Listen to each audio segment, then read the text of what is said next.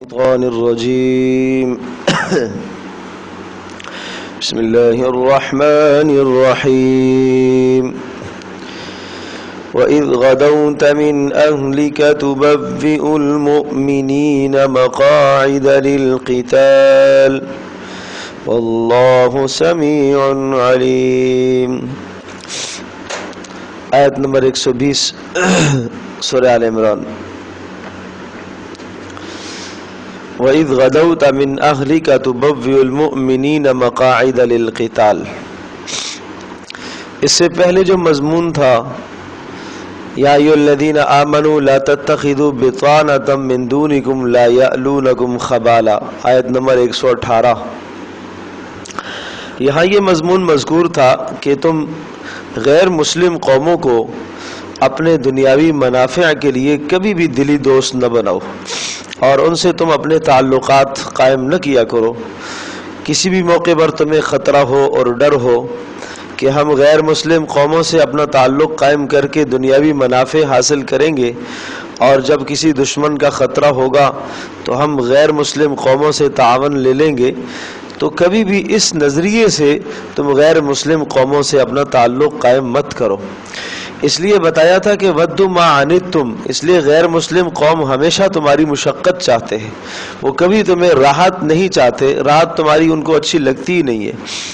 اور قد بدت البغضاء من افواہہم، ان کے بغض جو دلوں میں موجود ہے اور ان کے منہوں سے ٹپک رہے ہوتے ہیں، بات چیت سے اندازہ ہو جاتا ہے کہ وہ آپ سے بغض رکھتے ہیں. وما تخفی صدورہم اکبر، اور جو اپنے دلوں میں چھپائے بیٹھے ہیں تمہارے خلاف وہ بہت بڑی چیز ہے. اور پھر آگے فرمایا ہاں انتم اولئک تحبونہم، تم ان سے کیوں محبت کرتے ہو حالانکہ ولا یحبونکم، وہ تو تم سے محبت نہیں کرتے. وتؤمنون بالکتاب کلہ، اور تم ان کی ساری کتابوں کو مانتے ہو، تورات و انجیل کو مانتے ہو، ان کے رسولوں پر ایمان لاتے ہو، اور ماننا بھی چاہیے، ایمان لانا بھی چاہیے، اس لیے کہ یہ ہمارے ایمان کا دین کا حصہ ہے.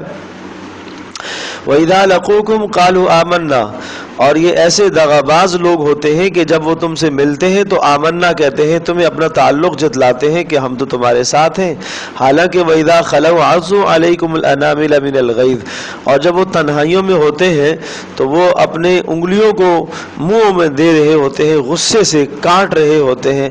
حد درجے کا ان کو تمہاری ترقی پر افسوس ہوتا ہے، وہ اندر سے جلتے ہیں. کہہ دیجئے موتوا بغیظکم، اپنی محبت، اپنی اس غصے اور دشمنی میں مر جاؤ. ان اللہ علیم بذات الصدور، اللہ تو دلوں کے حالات سے آگاہ ہے.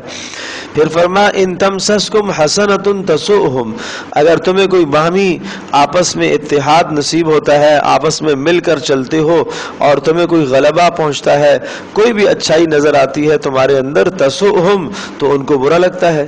وَإِن تُصِبْكُمْ سَيِّئَةٌ، اور اگر تمہیں کبھی کبھی کوئی تکلیف پہنچتی ہے اور کہیں تمہیں مغلوبیت کا سامنا کرنا پڑ جائے، آپس کے انتشار اور اختلافات پیدا ہو جائیں، یفرحوا بہا، تو پھر تو یہ غیر مسلم قومیں خوش ہوتی ہیں. وَإِن تَصْبِرُوا وَتَتَّقُوا لَا يَضُرُّكُمْ كَيْدُهُمْ شَيْئًا، اور اگر تم صبر اختیار کرو گے اور گناہوں سے بچتے رہو گے تو تمہیں ان کے مکر و فریب، ان کی تدبیریں کوئی بھی نقصان نہیں پہنچا سکتی. ان اللہ بما یعملون محیط، بے شک اللہ پاک خوب باخبر ہے ان کے اعمال سے. اب یہ مضمون ذکر کرنے کے بعد کہ ان لوگوں سے تم اپنے تعلقات اس لیے قائم کرو کہ تمہیں دنیا میں کام آئیں اور تمہیں ان کی مدد چاہیے، تو کہا نہیں، دیکھو تو صحیح اللہ پاک نے بدر میں اور احد میں کس طرح سے مسلمانوں کی مدد کی ہے. تو اس لیے آگے بدر اور احد کا قصہ سنایا کہ اللہ کی مدد وہ کافروں کی محتاج نہیں ہے کہ کافر تمہارے ساتھ تعلقات قائم کریں گے اور ان کی محبتیں اور مراعات آپ حاصل کریں گے تو پھر آپ کو دنیاوی منافع حاصل ہوں گے. بالکل یہ تمہاری سوچ باطل اور غلط ہے. اس لیے اب قصہ پہلے ذکر کیا جا رہا ہے احد کا اور پھر بدر کا. دیکھیں وَإِذْ غَدَوْتَ، اس کا تعلق احد کے قصے سے ہے، اور یہ دونوں قصے جو ہیں احد اور بدر کی جو جنگ ہے وہ اللہ تبارک تعالیٰ کے قدرت کا ایک بڑا شاہکار ہے. اور جنگ احد ہے وہ یہ یوں سمجھیے، مفسرین نے لکھا ہے کہ کلمے کے جو دو حصے ہیں، لا الہ الا اللہ محمد الرسول اللہ، جنگ بدر جو ہے وہ لا الہ الا اللہ کی مظہر اور نشانی ہے، اور احد جو ہے وہ محمد الرسول اللہ کی نشانی ہے، وہ رسالت کی نشانی ہے اور پہلی توحید کی نشانی ہے۔ بدر پہلا معرکہ ہوا، آپ علیہ الصلوۃ والسلام جب ہجرت کر کے مدینہ طیبہ تشریف لے گئے تو دوسرے سال بدر کا معرکہ پیش آیا، اور پھر تیسرے سال احد کا معرکہ پیش آیا۔ اچھا، بدر کے معرکے میں عرض کر رہا ہوں کہ لا الہ الا اللہ کی نشانی اور مظہر ہے۔ کیسے؟ اس لیے کہ 313 لوگ ہیں صحابہ کرام اور سامنے 1000 کا لشکر ہے۔ اللہ پاک نے ان 313 کو اس 1000 کے لشکر پر غالب فرمایا، اور یہ 313 بھی بیچارے ایسے کہ جن کے ہاتھ میں کوئی اسلحہ نہیں، کوئی سامان نہیں، کل 7 عدد تلواریں ہیں۔ 7 تلواریں کل کیا کریں گی؟ 6-7 گھوڑے ہیں، باقی اونٹ ہیں، کسی کے ہاتھ میں لاٹھی ہے، کسی کے ہاتھ میں پتھر ہے، تو یہ 7 تلواریں لے کر 1000 کے لشکر سے لڑے۔ اللہ پاک نے غلبہ عطا فرمایا، اس لیے کہ اللہ پاک نے آسمان سے فرشتے اتارے۔ 100% اللہ کی ذات عالی پر بھروسہ کر کے لڑے تھے، ظاہری اسباب پر کوئی بھروسہ نہیں تھا۔ تو یہ لا الہ الا اللہ کی نشانی اور مظہر ہے۔ اچھا، احد میں کیا ہوا؟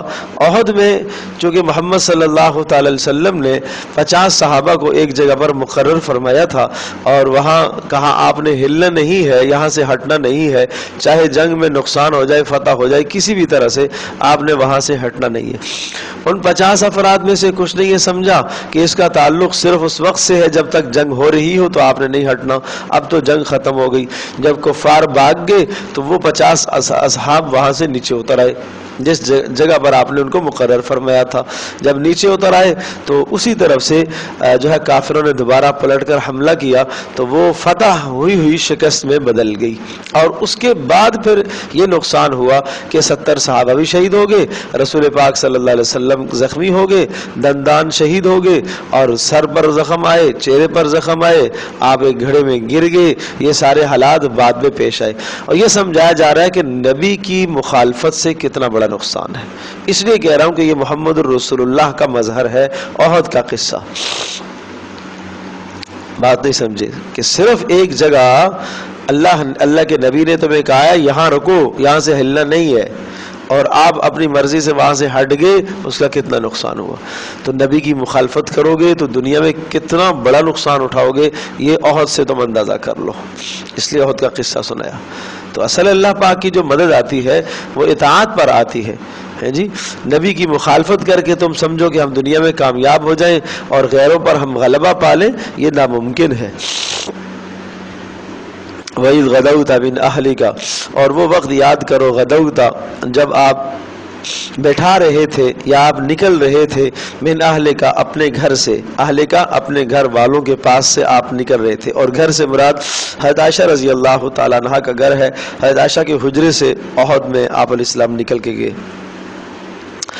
اور پھر کیا کیا آپ نے؟ تبوئ المؤمنین، آپ نے تبوئ المؤمنین، آپ ایمان والوں کو ٹھکانہ دے رہے تھے یا ایمان والوں کو آپ بٹھا رہے تھے، مقاعد للقتال، لڑائیوں کے ٹھکانوں پر۔ آپ علیہ السلام خود مورچے متعین فرما رہے ہیں، نبی خود میدان جہاد میں خود قیادت کر رہا ہے۔ آپ گویا کہ مقاعد، ٹھکانے، مورچے، للقتال، لڑائی کے لیے۔ واللہ سمیع علیم، اور اللہ تبارک تعالی سننے والا اور جاننے والا ہے۔ اللہ سننے والا ہے۔ یہ پنکھا بند کر دے یار۔ اللہ سننے والا ہے تمہاری باتوں کو۔ جب آپ علیہ السلام نے صحابہ کو یہ بتایا اور یہ اطلاع آئی کہ مکہ سے مشرکین کا لشکر، چونکہ گزشتہ سال بدر کا جب معرکہ ہوا تو بدر میں ان کے سارے سرداران، قیادت جتنی مکہ والوں کی تھی وہ ساری کی ساری ماری گئی تھی بدر والے دن، اور اس لیے آپ نے فرمایا تھا بدر کے دن جب قیادت ساری ماری گئی تو آپ نے فرمایا آج کے بعد یہ کفر دوبارہ نہیں اٹھے گا، اب ان کی کمر ٹوٹ گئی ہے۔ تو 70 مارے گئے تھے، 70 قید میں آ گئے تھے، اور جو مارے گئے ان میں ساری قیادت تھی، سارے سرداران تھے، بڑے بڑے سردار، کچھ رہ گئے تھے جن میں ابو سفیان باقی رہ گئے تھے، سمجھے؟ اچھا، حزام بن حکیم باقی رہ گئے تھے، حکیم بن حزام یہ باقی رہ گئے تھے، اور چند افراد تھے، لیکن اصل جو نامی گرامی لوگ تھے تو وہ سب کے سب مارے گئے تھے بدر والے دن۔ سخت غصہ تھا ان مشرکوں کو کہ ہماری ساری قیادت انہوں نے مار دی ہے، اور اس غصے کو یہ نکالنے کے لیے اور اندر جو ان کے جوش بھرا ہوا تھا اس کو نکالنے کے لیے انہوں نے عزم کیا کہ ہم مدینہ پر چڑھائی کریں گے اور سب مسلمانوں کو ختم کر کے آئیں گے، سمجھے جی؟ تو یہ اس لیے احد کا معرکہ پیش آیا۔ تو بدر میں جو نقصان ہوا اس نقصان کی تلافی کے لیے مشرکین احد والے دن آئے اور اسی وقت طے کر کے گئے تھے، یعنی چونکہ جب بدر میں یہ حالات پیش آئے، نقصان ہوا، تو انہوں نے کہا آئندہ سال پھر ہم لڑیں گے آپ سے اور یہ ہم بدلہ لیں گے آپ سے اور ہم زبردست تیاری کر کے آئیں گے۔ تو پھر یہ احد میں تیاری کر کے آئے اور مکہ سے ایک بہت بڑا لشکر جرار، کوئی 3000 کے لگ بھگ یہ لوگ تھے جو دوبارہ آئے، اور ادھر مسلمانوں کی تعداد 1000 تھی۔ اب احد والے دن میں 1000 کی تعداد تھی مسلمانوں کی جب یہ نکلے۔ آپ علیہ الصلوۃ والسلام کو اطلاع ہوئی کہ یہ مکہ سے ایک بہت بڑا لشکر آ رہا اور مدینہ پر حملہ آور ہونے کے لیے آیا ہے، اور ان کے آس پاس کے قبائل بھی ان کے ساتھ جڑ گئے ہیں۔ تو آپ علیہ الصلوۃ والسلام نے صحابہ سے رائے لی کہ کیا کیا جائے، ہمیں مدینہ کے اندر رہ کر دفاع کرنا چاہیے یا ہمیں باہر نکلنا چاہیے، اقدام کرنا چاہیے یا دفاع کرنا چاہیے، اٹیک کرنا چاہیے ان پر یا ہم یہاں ہی رہ کے مقابلہ کریں۔ تو کچھ لوگوں کی رائے یہ تھی کہ نہیں، ہمیں بس دفاع کرنا ہے، باہر سے جو لشکر آئے گا، جو کافر آئیں گے، ہم اپنا دفاع کریں گے، ہم مدینہ ہی کے اندر رہیں گے، ہم باہر نہیں نکلیں گے۔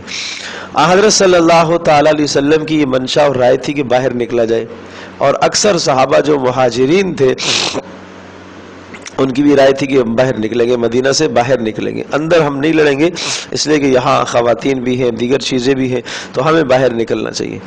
اور مدینہ میں جو رہنے والے لوگ تھے ان میں کی بعض کی رائے یہی تھی کہ مدینہ میں رہ کر ہی لڑا جائے، باہر نہ نکلا جائے، لیکن جو مخلص صحابہ تھے حضرت صلی اللہ علیہ وسلم کی رائے پر انہوں نے لبیک کہا کہ جیسے آپ کی رائے ہے ہمیں وہ تسلیم ہے۔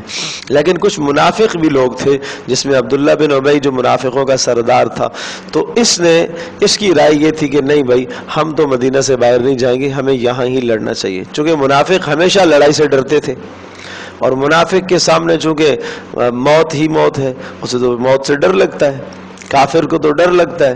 ایمان والا یہ سمجھتا ہے کہ اگر میں مر بھی گیا تو شہید ہوں، اس لیے وہ شہادت کو عزت سمجھتا ہے۔ تو منافقوں نے کہا کہ نہیں، ہمیں یہاں ہی لڑنا ہے، چنانچہ 700 افراد رہ گئے اور 300 کٹ گئے، یعنی منافق عبداللہ بن ابی کے ساتھ 300 افراد انہوں نے جانے سے انکار کر دیا کہ ہم مدینہ سے باہر نہیں نکلیں گے، یہاں اگر لڑنا ہے تو ہم آپ کا ساتھ دیں گے، باہر نکلیں گے تو ہم ہرگز نہیں جائیں گے۔ تو اب کتنی تعداد رہ گئی مسلمانوں کی؟ 700۔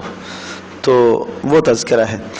واللہ سمیع علیم کا معنی کیا ہے کہ اللہ سننے والا اور جاننے والا ہے۔ کیا ہے کہ تمہارے حالات کو اللہ سننے والا اور جاننے والا ہے۔ آپس میں جو آپ کی مشاورت ہو رہی ہے، نبی کی منشا ہے باہر نکلا جائے اور منافقوں کی منشا ہے مدینہ کے اندر رہا جائے، اللہ پاک یہ سنتا بھی ہے اور علیم جاننے والا بھی ہے۔ منافقوں کی نیتوں کو بھی اللہ جانتا ہے، ایمان والوں کی نیتوں کو بھی اللہ پاک جانتا ہے۔ صحابہ کہتے تھے بزدلی ہے کہ یہاں ہم گھروں کے اندر رہیں، باہر نکل کر مقابلہ کریں، سامنے چلتے ہیں دیکھیں گے۔ تو یہ مدینہ منورہ کے شہر سے کوئی 4 کلومیٹر کے فاصلے پر جو جگہ ہے احد، وہاں پھر یہ معرکہ پیش آیا۔ آپ علیہ الصلوۃ والسلام نے باہر نکلنے کو ترجیح دی۔ اذ ہمت طائفتان منکم ان تفشلا، وہ وقت یاد کرو، اذ ہمت طائفتان، جب ارادہ کیا تھا 2 گروہوں نے تم میں سے، ان تفشلا کہ وہ ہمت ہار جائیں، یہ تم میں سے 2 گروہ ہمت ہارنے کی کوشش کر رہے تھے، یہ بنو حارثہ اور بنو سلمہ۔ ہمت طائفتان سے مراد 2 قبیلے ہیں، ایک بنو حارثہ، اس کا تعلق قبیلہ اوس سے تھا، اور دوسرا تھا بنو سلمہ، اس کا تعلق خزرج سے تھا۔ اوس اور خزرج مدینہ کے بڑے قبائل تھے اور ان 2 قبیلوں کی یہ دونوں شاخیں تھیں، تو یہ جو ہے منافقوں کے ساتھ ہو گئے اور یہ پیچھے رہ گئے۔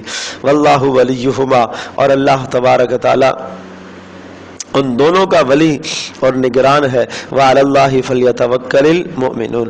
باقی رہی یہ بات کہ 300 پیچھے چلے گئے تو اے ایمان والو آپ پریشان نہ ہو، ایمان والوں کو بھروسہ کس پر کرنا ہوتا ہے؟ اللہ پر۔ وَعَلَى اللَّهِ اور اللہ ہی پر فَلْيَتَوَكَّلِ الْمُؤْمِنُونَ، ایمان والے بھروسہ کیا کرتے ہیں، وہ کثرت پر بھروسہ نہیں کرتے، وہ افراد پر بھروسہ نہیں کرتے، ان کا بھروسہ اللہ پر ہوتا ہے۔ اب یہاں تک تو یہ 2 آیتیں تھی جن میں احد کا تذکرہ تھا، اور اب واپس بات آئی بدر کی طرف کہ دیکھو اللہ نے تمہاری بدر کے موقع پر بھی مدد فرمائی ہے۔ وَلَقَدْ نَصَرَكُمُ اللَّهُ بِبَدْرٍ، اور اللہ پاک نے تمہاری مدد فرمائی تھی بدر والے دن۔ وَأَنْتُمْ أَذِلَّةٌ، اور تم بہت کمزور تھے۔ اذلہ ذلیل کی جمع ہے، اور ذلیل عربی زبان میں کمزور کو کہتے ہیں، ذلیل اردو والا نہیں ہے جس کو ہم رسوائی سے ترجمہ کر دیں، یہ ذلیل ہے معنی رسوا ہے جی۔ تو کچھ الفاظ ایسے ہوتے ہیں کہ عربی میں بھی استعمال ہوتے ہیں، اردو میں بھی، لیکن عربی میں ان کا معنی الگ ہے، اردو میں ان کا معنی الگ ہے۔ تو اسی طرح سے اذلہ ذلیل سے ہے، اور ذلیل عربی زبان میں کہتے ہیں کمزور کو، انتہائی کمزور تھے آپ لوگ۔ اور فاتقوا اللہ، اللہ سے ڈرتے رہا کرو، لعلکم تشکرون، تاکہ تم اللہ پاک کی اس نعمت کا شکر ادا کرو، اور جب تمہیں غلبہ آ جائے کسی بھی موقع پر اللہ پاک تمہیں غالب کرے تو پھر تم اللہ کا شکر ادا کیا کرو، لعلکم تشکرون۔ اذ تقول للمؤمنین الن یکفیکم، اچھا قصہ یہ ہوا، اب چونکہ بدر کا معاملہ ذکر ہے تو بدر کے موقع پر کفار کی طرف سے یہ افواہ اڑائی گئی کہ ایک بڑا لشکر جرار 2000 کا لشکر کافروں کی طرف سے، مشرکین کی مکہ کی طرف سے 2000 کا لشکر آ رہا ہے، 1000 تو لڑ رہا ہے اور 2000 کا پیچھے آ رہا ہے، اور 2000 کے پیچھے 5000 کا ایک اور لشکر آ رہا ہے۔ اچھا یہ حالت جنگ میں جب افواہیں اڑتی ہیں اور یہ اڑائی جاتی ہیں اس لیے تاکہ سامنے والے کے دل پست ہو جائیں، ہمتیں ہار جائیں، سمجھے جی۔ تو میں تھوڑا سا بدر کا پس منظر بھی ذکر کرتا ہوں۔ اصل میں جو معرکہ بدر ہوا، اسلام کا سب سے پہلے معرکہ بدر ہوا، اس کے بنیادی محرکات کیا تھے، کیا اس کے اسباب تھے، اور یہ معرکہ بدر کیوں پیش آیا؟ حضرت صلی اللہ تعالی علیہ وسلم کو اطلاع ہوئی کہ شام سے ایک تجارتی قافلہ 70 افراد پر مشتمل، 70 سے 80 افراد پر مشتمل ایک قافلہ ہے، اور وہ یہاں سے گزر رہا ہے، اور وہ قافلہ ہے ابو سفیان کی سربراہی میں۔ ابو سفیان سردار تھے مکہ کے، اور وہ اس قافلے کے سربراہ ہیں، اور یہ لوگ بہت بڑا جو ہے نا مال لے کر آئے ہیں شام سے، اور ان کو بہت بڑا منافع ہوا ہے۔ گویا کہ یوں سمجھیو کہ مکہ والوں کی ساری معیشت اس قافلے کے اندر تھی، اپنا سارا مال مکہ سے کھجوریں لے کے گئے، شام میں جا کے فروخت کی، وہاں سے بیچی، اور بیچنے کے بعد پھر وہاں سے سامان خرید کر لائے، اور بہت سارا سامان حرب لڑائی کا سامان بھی خرید کر لائے، اور ان کا عزم تھا مسلمانوں کے خلاف جنگ کرنے کا۔ تو حضرت صلی اللہ تعالی علیہ وسلم کو اللہ پاک کی جانب سے حکم ہوا، آپ علیہ السلام نے ارادہ فرمایا کہ یہ جو تجارتی قافلہ ہے اس قافلے کو لوٹا جائے۔ کیوں؟ اس لیے کہ اس قافلے کے اندر مکہ والوں کی ساری معیشت ہے، اور کسی ملک کو کمزور کرنے کے لیے اس کی معیشت کو تباہ کرنا یہ بنیادی عنصر ہوا کرتا ہے کہ جب ان کی معیشت تباہ ہو جائے گی تو ان کی طاقت کمزور پڑ جائے گی۔ تو اس لیے آپ علیہ السلام نے باذن الہی، اور چونکہ 100% ان کا وہ سارا کا سارا مال اور سامان مسلمانوں کے خلاف استعمال ہونا تھا، تو آپ علیہ السلام اللہ پاک کے حکم سے مدینہ منورہ سے نکلے، اور مدینہ منورہ سے نکلے حضرت صلی اللہ تعالی علیہ وسلم بدر کی طرف روانہ ہوئے، اور جہاں سے اندازہ تھا کہ جس طرف سے قافلہ ان کا گزرے گا، بہرحال وہ قافلہ بچا کر گزر گیا۔ ان کو اطلاع ہو گئی کہ مسلمان ہمارا پیچھا کر رہے ہیں، تو وہ راستہ بدل کر وہ گزر گئے، اور انہوں نے فوری مکہ میں اطلاع بھجوا دی کہ مسلمانوں نے ہمارا پیچھا کیا ہے۔ یہ بات مکہ والوں کو بڑی ناگوار گزری۔ ابو جہل چونکہ سردار تھا اس وقت، اور اس کی نخوت اور غرور اور تکبر میں یہ بات آئی کہ ہمارے لشکر کا پیچھا انہوں نے کیسے کیا، ان کو جرأت اور ہمت ہوئی کیسے، یہ یہاں کتنے کمزور تھے، ہم نے ان کو نکالا ہے، ان کو ہجرت پر مجبور کیا ہے، اور آج یہ ہمارے قافلے کو لوٹنے کے لیے نکلے۔ تو اس نے اعلان کر دیا، عام اعلان کر دیا، بڑے بڑے مال انہوں نے خرچ کیے، اور ایک کافر نے کہا کہ پورے لشکر کے کھانا جتنا دن کا ہے میرے ذمہ ہے، دوسرے نے کہا میرے ذمہ ہے، تیسرے نے کہا میرے ذمہ ہے، اونٹ پر اونٹ قربان ہو رہے، دیگیں چڑھ رہی ہیں، اور اس نظریے سے وہ پھر لشکر جرار مکہ سے مسلمانوں کے ساتھ لڑنے کے لیے نکلا۔ ادھر جب رسول پاک صلی اللہ علیہ وسلم کو بدر میں اطلاع، بدر کے میدان میں پہنچ گئے، یہ کوئی 77 کلومیٹر کا فاصلہ ہے، اس بدر کی جگہ جو بدر کا میدان ہے یہ 77 کلومیٹر کا فاصلہ ہے مدینہ منورہ سے لے کر بدر تک کا، تو یعنی بہت دور ہے۔ تو آپ علیہ الصلوۃ والسلام کو جب اس چیز کی اطلاع ہوئی کہ وہ قافلہ جو ہمارا مطلوب تھا وہ تو نکل گیا جان بچا کر، اور اب دوسرا ایک لشکر جرار ہم سے لڑنے کے لیے آ رہا، تو آپ علیہ الصلوۃ والسلام نے صحابہ سے رائے لی کہ آپ کی کیا رائے ہے اس وقت کیا کرنا چاہیے۔ کچھ صحابہ کی یہ رائے تھی، انصار صحابہ کی، کہ ہمارا مقصد لڑنا نہیں تھا، ہمارا مقصد صرف اس قبیلے پر حملہ کرنا تھا جو تجارتی قبیلہ اور قافلہ تھا، وہ تو نکل گئے، لہٰذا ہمیں واپس ہو جانا چاہیے، اور ہم واپس چلے جائیں گے یہ ہمیں پہنچ بھی نہیں پائیں گے، ہم واپس مدینہ چلے جائیں گے، اس لیے کہ مکہ یہاں سے دور تھا بھی۔ حضرت صلی اللہ تعالی علیہ وسلم نے یہ جب رائے صحابہ کے سامنے رکھی تو جو عرض کر رہا ہوں کہ جو انصار تھے، انصار انہوں نے کہا ہمیں واپس جانا چاہیے، مہاجرین نے کہا کہ نہیں ہمیں لڑنا ہے، اس لیے کہ ان کے دلوں میں تو وہ جذبات تھے پہلے سے۔ کیا جذبات تھے؟ کہ ہمیں انہوں نے نکالا ہے، نکلنے پر مجبور کیا ہے، ہجرت پر مجبور کیا ہے، ان کے سامنے ساری ایذائیں اور تکلیفیں تو تھیں، ہمیں لڑنا ہے ان سے۔ تو آپ علیہ الصلوۃ والسلام نے پھر صحابہ سے رائے لی، پھر یہی رائے آئے۔ اچھا، اس میں انصار کی رائے آپ دیکھنا چاہ رہے تھے کہ انصار کی کیا رائے ہے، تو جب بار بار آپ نے کہا تو پھر انصار صحابہ نے بھی کہا۔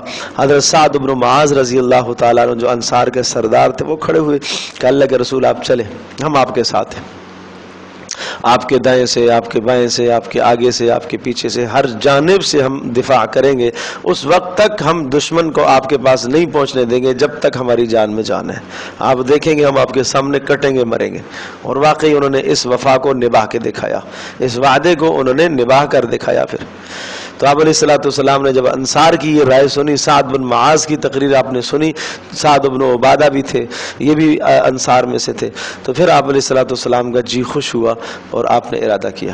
ادھر سے اللہ پاک بھی کی منشا یہی تھی، اللہ کی کیا منشا تھی؟ اللہ کی منشا یہی تھی کہ یہی 313 جو تم ہو یہ تمہیں ہی لڑنا ہے اس 1000 کے مجمع کے ساتھ، تو اس کا تذکرہ اللہ پاک نے پھر سورہ انفال میں کیا ہے، کما اخرجک ربک من بیتک بالحق وان فریقا۔ ویسے اگر دیکھ لیں آپ تو بڑا شاندار سمجھ میں آ جائے گا پورا یہ منظر آپ کو بدر کا۔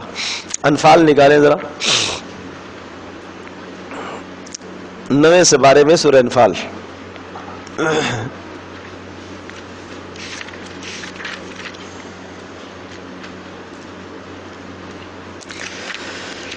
لا الہ الا اللہ۔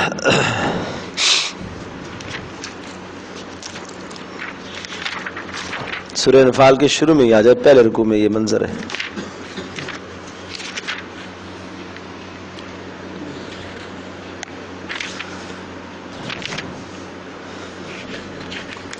یہ آیت نمبر 5 کو آپ دیکھیں، کما اخرجک ربک من بیتک بالحق، مل گئی؟ اب دیکھیے یہ بدر کا تذکرہ ہے۔ اب آپ رائے لے رہے ہیں صحابہ سے کہ کیا کیا جائے، ہمیں واپس جایا جائے مدینہ میں، یا یہ جو 1000 کا لشکر آ رہا ہے کافروں کا ابو جہل کی سربراہی میں، ان سے لڑا جائے، یا ہمیں واپس مدینہ جانا چاہیے۔ کچھ نے کہا کہ ہم مدینہ چلتے ہیں، جا کے دوسروں لوگوں کو بھی لے کے آتے ہیں، اسلحہ بھی ساتھ لے کے آتے ہیں، واپس جانا چاہیے۔ اور کچھ نے کہا کہ نہیں، جو کچھ ہمارے پاس ہے اسی کے ذریعے سے ہم لڑیں گے، ہمارا اصل مقصد اللہ کی ذات عالی پر بھروسہ ہے، ظاہری اسباب پر نہیں ہے۔ تو وہ آپس میں جو تذکرہ ہے اللہ پاک نے اس کی منظر کشی فرمائی ہے۔ دیکھیں، کما اخرجک ربک من بیتک بالحق، وہ وقت یاد کر جب تیرے پروردگار نے تجھے نکالا تھا، من بیتک، اپنے گھر سے، یعنی بدر کی طرف آپ نکلے تھے، وان فریقا من المؤمنین، اگرچہ ایمان والوں کی ایک جماعت اس کو ناپسند کرتے تھے نکلتے وقت کہ بھائی نہیں، ہمیں نکل کے کیا کرنا ہے، اس قافلے پر جو تجارتی قافلہ ہے اسے لوٹ کر ہمیں کیا کرنا ہے، ہمیں کیا ضرورت ہے کسی کو لوٹنے کی، لیکن چونکہ عرض کر رہا ہوں کہ ان کی معیشت کو تباہ کرنا مقصد تھا تاکہ وہ کل سر نہ اٹھائیں. یجادلونک فی الحق، یہ لوگ آپ سے بحث مباحثہ کر رہے تھے فی الحق، حق کے بارے میں. حق سے مراد یہاں پر جنگ، کہ اللہ نے جنگ ٹھانی ہوئی تھی کہ ہونی ہے. من بعد ما تبین کانما یساقون الی الموت، یوں لگ رہا تھا کہ موت کی طرف ہنکائے جا رہے ہیں. وہم ینظرون، اور یہ موت کے اسباب کو دیکھ رہے تھے. اب بات وہی ہے کہ آپ علیہ السلام نے مشورہ کیا، صحابہ سے پوچھا کہ کیا رائے ہے، ہم واپس مدینہ جا کر تیار ہو کر آئیں یا اسی حال میں اس 1000 کے لشکر سے لڑیں؟ وہ جو 70 افراد کا قافلہ وہ تو جا چکا، اب کیا کرنا ہے؟ وَإِذْ يَعِدُكُمُ اللَّهُ، وہ وقت یاد کر جب اللہ نے آپ سے وعدہ کیا تھا احدى الطائفتين انها لكم، کہ ان دونوں گروہوں میں سے ایک گروہ سے آپ کو لڑنا ہی ہوگا. دونوں گروہوں سے مراد کون ہے؟ ایک تجارتی قافلہ ابو سفیان کا جو بچ کے نکل گیا، اور دوسرا مکہ سے آیا ہوا لشکر جرار 1000 افراد پر مشتمل. وَتَوَدُّونَ، دل کی بات اللہ پاک نکالتا ہے، جو دل میں ہوتا ہے نا وہ ساری باتیں اللہ پاک ظاہر کرتا ہے. وَتَوَدُّونَ، اور تم چاہتے تھے ان غیر ذات الشوکۃ تکون لکم، کہ وہ جس مجمع میں، جس لشکر میں، جس جماعت میں کانٹا نہیں ہے تم اس سے لڑو. اور کانٹا کس میں نہیں ہے؟ وہ 70 افراد میں. نہیں سمجھے؟ جس میں مشقت نہیں ہے تم ان سے لڑنا چاہتے ہو. اچھا، وَيُرِيدُ اللَّهُ، اللہ چاہتا ہے کہ تم ان سے لڑو کہ جن میں مشقت ہے. کیوں؟ اللہ ظاہر کرنا چاہتا ہے اپنی مدد کو، اور تمہیں دکھانا چاہتا ہے کہ دیکھو قسمہ پرسی کے عالم میں جو لوگ ہوتے ہیں، قلیل ہوتے ہیں، اللہ ان کی مدد کر کے کیسے غالب کرتا ہے. وَيُرِيدُ اللَّهُ، اور اللہ چاہتا تھا أَن يُحِقَّ الْحَقَّ، کہ اللہ پاک حق کو آج واضح کرے. وَيُبْطِئَ بِكَلِمَاتِهِ، اپنے احکام کے ذریعے سے. وَيَقْطَعَ دَابِرَ الْكَافِرِينَ، اور اللہ پاک آج کاٹنا چاہتا ہے کافروں کی جڑ کو. کون سے کافر؟ او 1000 کا لشکر.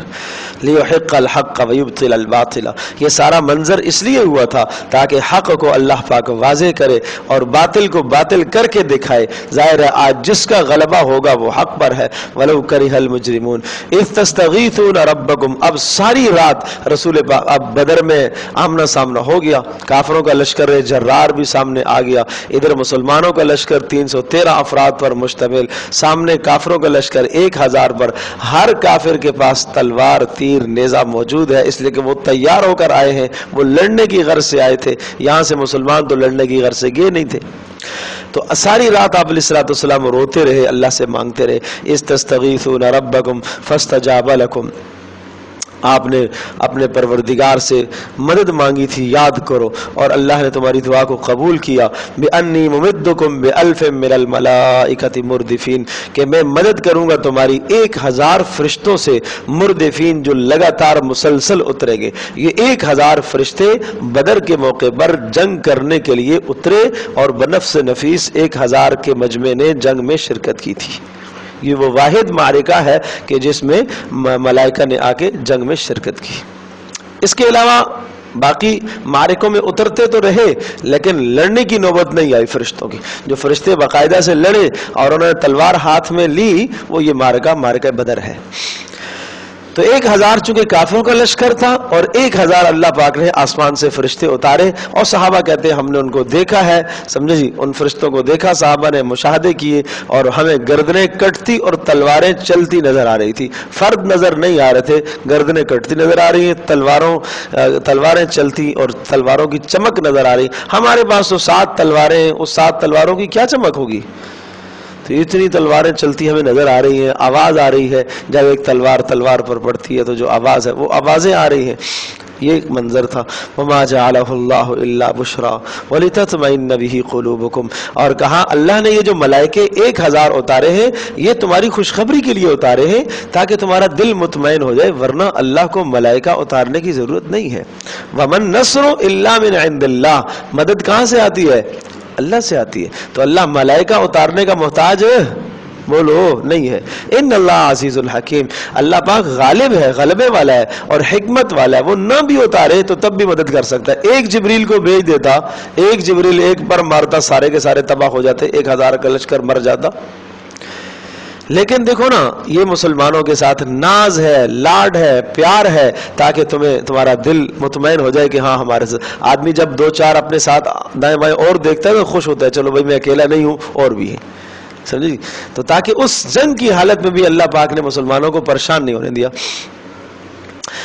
تھک گئے صبح سے لے کر دوپہر تک، شام تک لڑتے لڑتے، اور مزے کی بات رمضان کا مہینہ، روزہ رکھا ہوا، شدید دھوپ، چلچلاتی دھوپ، عصر کا وقت آ گیا، اب تک روزہ نہیں توڑا کسی نے، سبحان اللہ، روزے سے لڑ رہے۔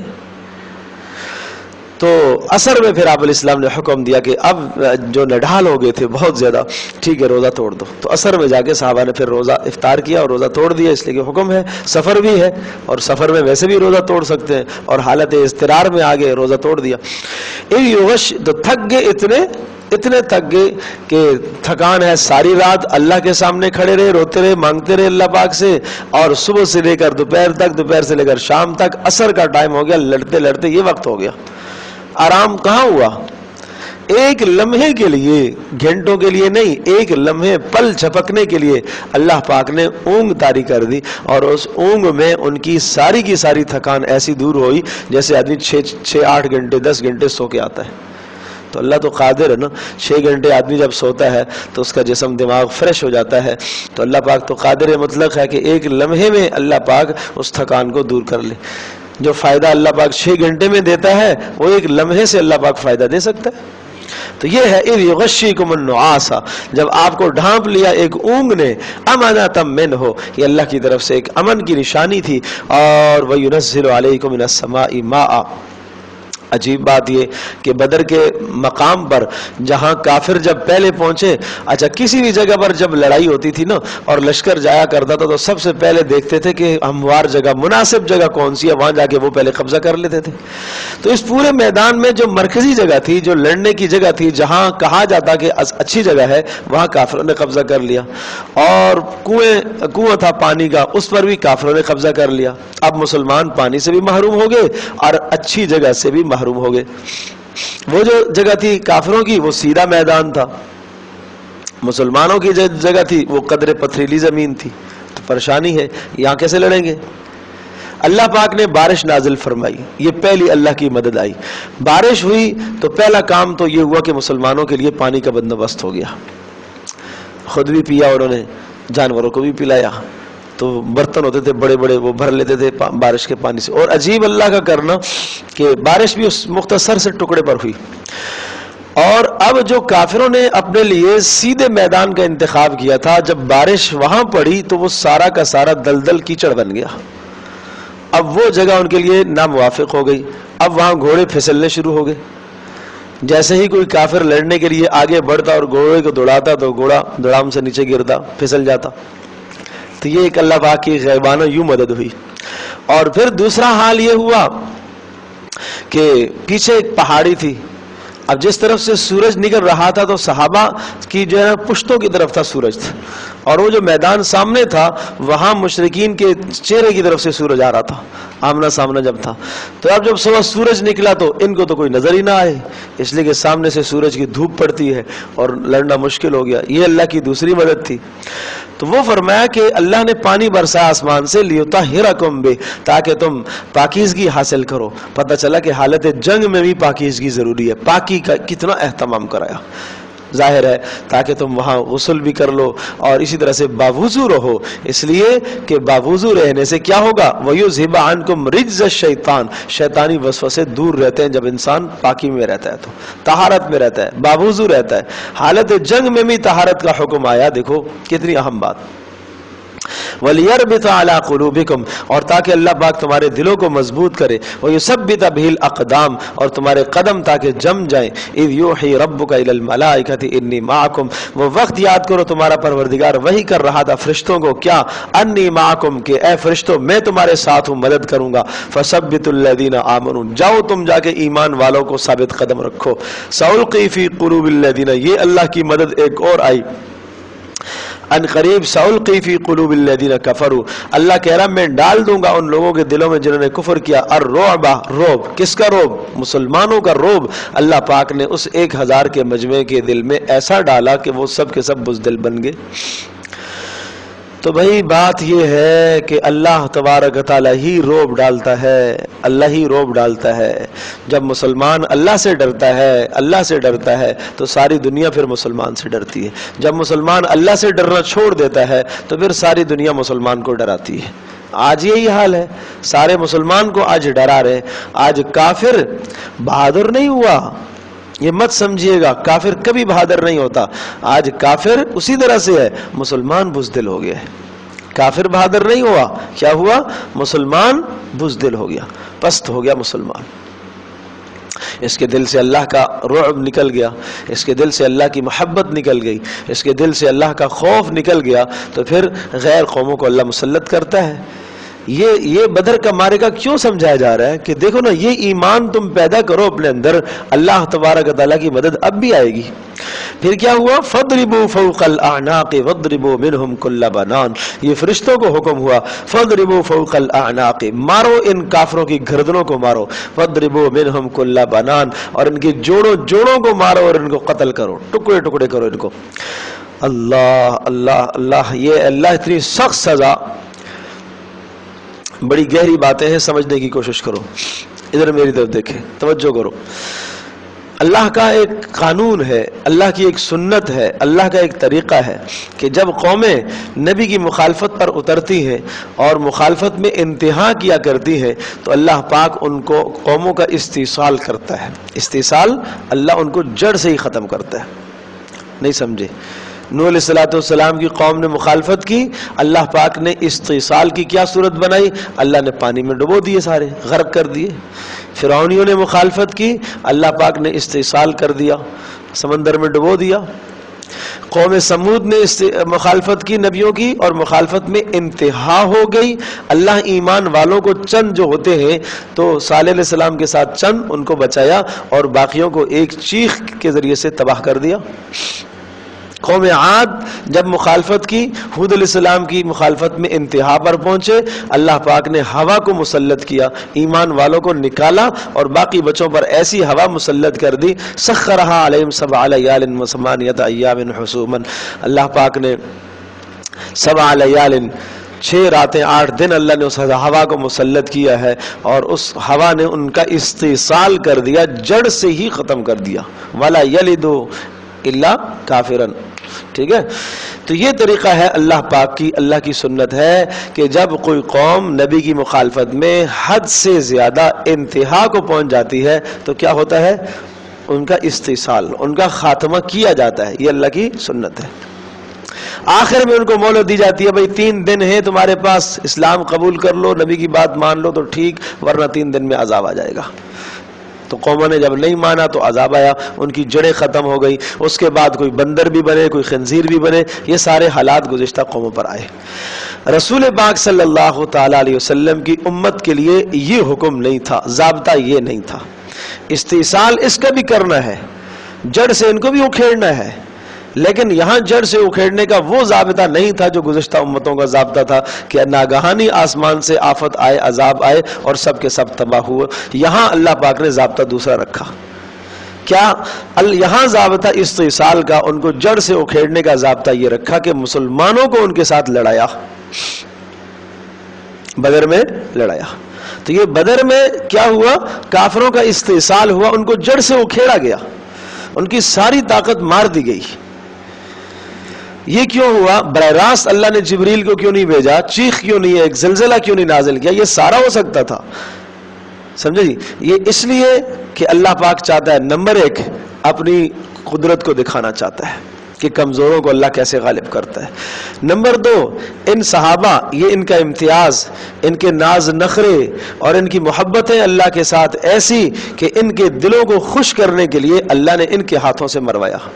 مارنا تو ہے ہی ہے، ایک یہ ہے کہ دشمن خود مر جائے، آپ کے سامنے ہلاک ہو جائے، اور ایک یہ ہے کہ آپ کے ہاتھ میں ڈنڈا دیا جائے اور مارو اس کا سر، پیٹو اس کو۔ تو اس میں کیا تھا؟ زیادہ مسلمانوں کو خوشی تھی؟ نہیں جی، یہ خوشی تھی، سمجھے جی؟ اب یہ آیتیں میں بتاتا ہوں، سنیے ذرا۔ اب یہ کہا کہ یہ بدر میں کیوں ایسا ہوا؟ ذالک بأنہم شاقوا اللہ ورسولہ، یہ اس لیے ہوا کہ انہوں نے اللہ اور اس کے رسول کی نافرمانی کی، کھلی مخالفت کی انہوں نے بدر میں، کافروں نے، مکہ والوں نے حد درجے کی انتہا کر دی، یہاں تک کہ نبی کو نکلنے پر مجبور کر دیا۔ وَمَن يُشَاقِقِ اللَّهَ وَرَسُولَهُ، اور جو اللہ اور اس کے رسول کی مخالفت کرتا ہے اس کا یہی علاج ہے، اس کی یہی سزا ہے، فَإِنَّ اللَّهَ شَدِيدُ الْعِقَابِ، اللہ پھر سخت سزا دیتا ہے۔ اور سزاؤں کی دو صورتیں ہیں، یا تو استئصال کی یہ صورت کہ اللہ آسمان سے کوئی عذاب برسا دے، اور یا یہ کہ ان کمزوروں کو اللہ پاک ان پر غالب کرے، یہاں یہ صورت آئی۔ ذالکم فذوقوہ وان للکافرین عذاب النار، اور فرمایا یہ اس لیے ہوا کہ جناب ان سے کہا جائے اب بھگتو عذاب، کہاں سے بھگتو؟ کافروں سے کہا گیا، مکہ والوں سے، اب بھگتو، وہ جن کو تم نے نکالا تھا نا انہی کے ہاتھوں سے آج تمہیں مرنا ہے، انہی کے ہاتھوں سے۔ وہ تو ابو جہل کا قصہ مشہور ہے، جب اس کو کاٹا گیا، عبداللہ بن مسعود اس کی گردن کاٹنے کے لیے گئے تو اس نے کہا یار تھوڑا سا اوپر سے کاٹنا تاکہ گردن اونچی لگے، پتہ چلے کسی سردار کی گردن ہے۔ اس کے لیے کیا موت تھی ابو جہل، وہ کٹنے سے پہلے خود ہی مر گیا، مرنے سے پہلے مر گیا کہ ایک چھوٹے چھوٹے بچے معاوض اور معاذ دونوں نے میری جان لے لی، آخر میں جو رئیس قصر تھی عبداللہ بن مسعود نے جا کے پوری کی۔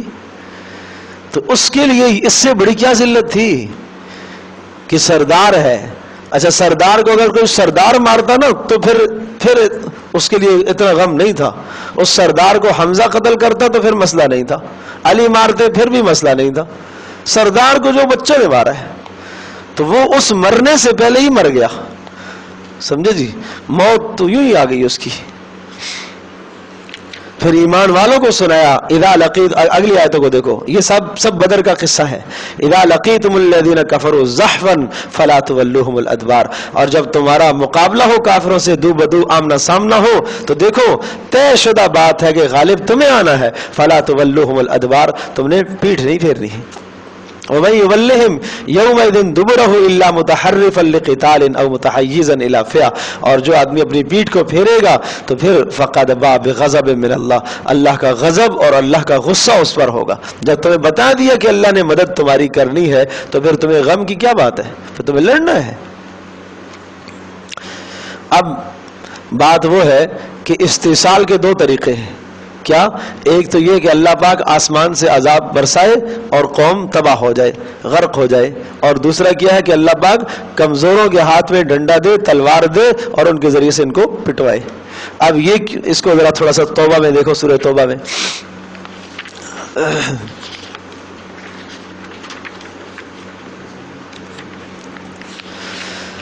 لا الہ الا اللہ۔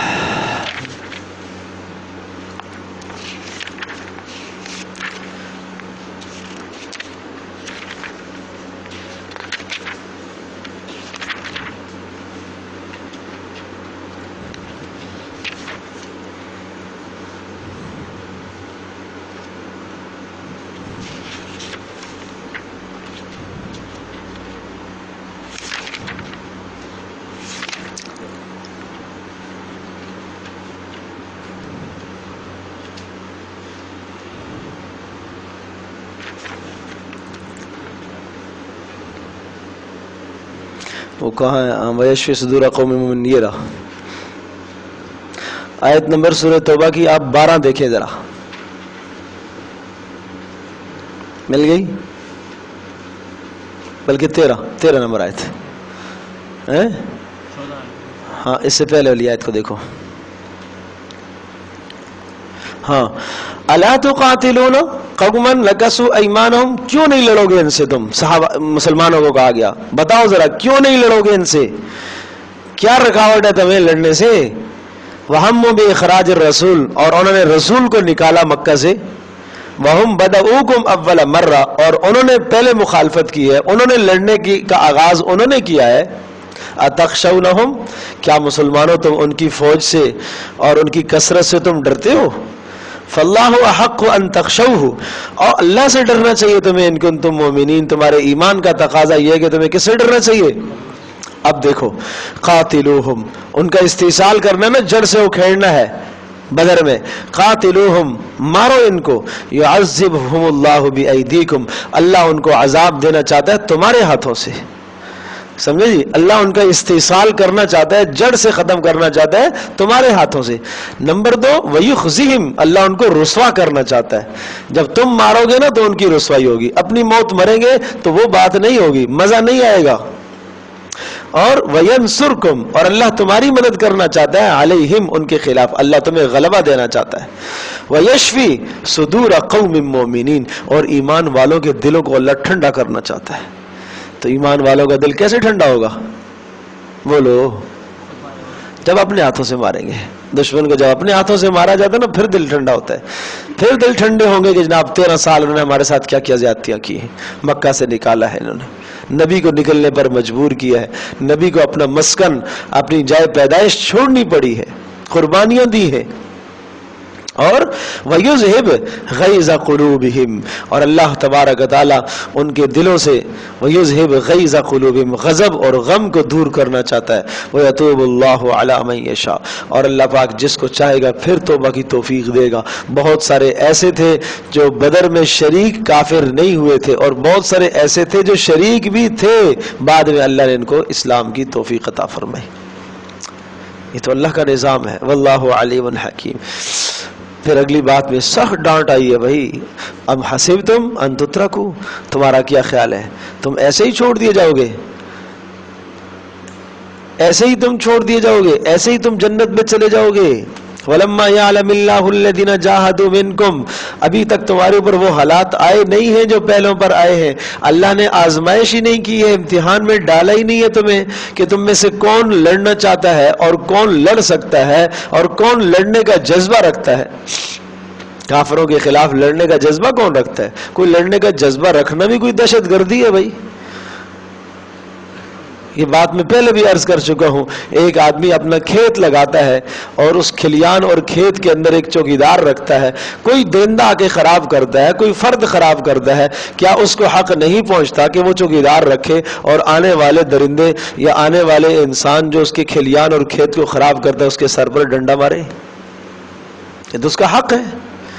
تو اسی طرح سے اللہ پاک نے ایک دھرتی بنائی ہے، اس دھرتی میں اللہ چاہتا ہے میرا قانون نافذ ہو، اور اسلام کا اللہ پاک نے اسلام کا ایک لشکر اللہ پاک نے تیار کیا ہے، اور اللہ تبارک و تعالی نے اسلام کی ایک کھیتی تیار فرمائی ہے، جو اس کھیتی کو تباہ کرنے کے لیے آئے گا اس کے خلاف تو ڈنڈا اٹھانا ہے۔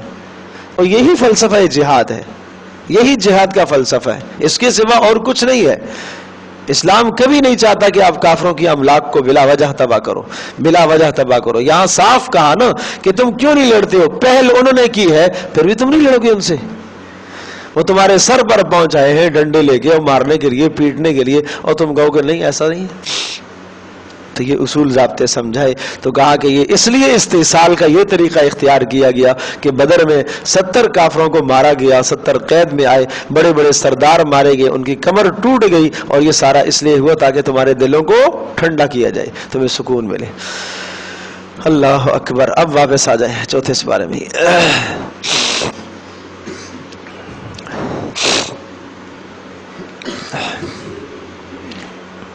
اذ تقول للمؤمنین، وہ وقت یاد کرو جب اے نبی تو کہہ رہا تھا ایمان والوں سے، بدر میں کہہ رہا تھا، کیا کہہ رہا تھا؟ اَلَن يَكْفِيَكُمْ رَبُّكُمْ، کیا تمہارے لیے کافی نہیں ہے؟ اَلَن يَكْفِيَكُمْ، کیا تمہارے لیے کافی نہیں ہے؟ اَن يُمِدَّكُمْ رَبُّكُمْ، کہ تمہارا پروردگار تمہاری مدد کرے، کتنی؟ بِثَلَاثَةِ آلَافٍ مِّنَ الْمَلَائِكَةِ مُنزَلِينَ، 3000 فرشتوں سے جو آسمان سے اتریں گے۔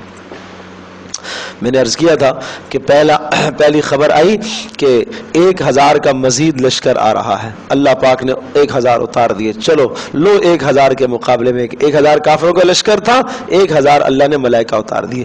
پھر خبر آئی کہ اس کے بعد جو نا مزید 3000 کا لشکر مزید کافروں کا پیچھے سے آ رہا ہے، اللہ نے کہا کہ اگر وہ 3000 آئے تو ہم بھی 3000 فرشتے اتاریں گے۔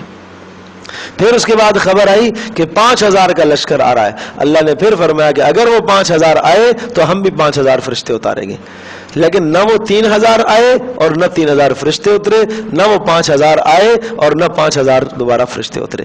یہ 3000 کا فرشتوں کا اترنا اور 5000 فرشتوں کا اترنا مشروط تھا کہ اگر کافر اتنی تعداد میں آتے تو پھر ہم بھی دیں گے۔ دیکھو بلا کیوں نہیں، ان تصبروا وتتقوا، اور اگر تم صبر کرو گے وتتقوا، دیکھو کسی بھی جگہ پر کامیابی کے لیے دو شرطیں ہیں بھائی، دو شرطیں ہیں کامیابی کے لیے، صبر اور تقوی، صبر اور تقوی۔